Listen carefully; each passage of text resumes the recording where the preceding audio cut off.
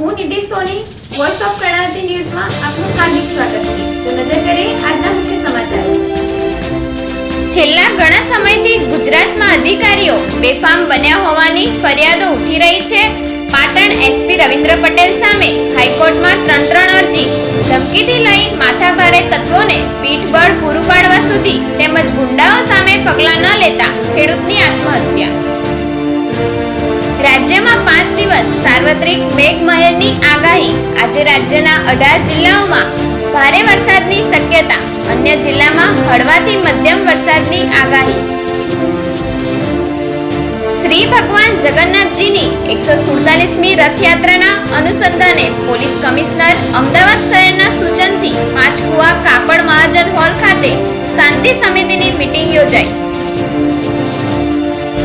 પોલીસે ફિલ્મી સ્ટાઇલે અધિકારીને છોડાવ્યા। અપહરણકારો પાલનપુરના મદદનીશ ઉદ્યોગ કમિશનરનું કારમાં અપહરણ કરી ભાગ્યા હતા।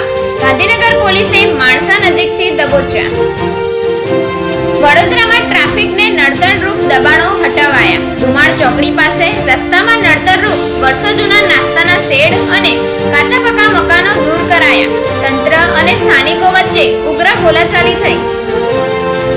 નશામુક્ત સુરત બનાવવા માટે ડ્રગ્સ વિરોધી લડાઈ। નો ડ્રગ્સ ઇન સુરત સિટીના બેનર સાથે પાલ આરટીઓ સર્કલથી પાલ પોલીસ સ્ટેશન સુધી રેલી યોજાઈ।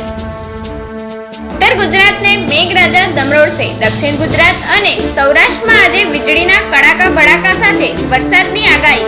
દરિયાકાંઠે 45 કિલોમીટરની ઝડપે પવન ફૂંકાશે।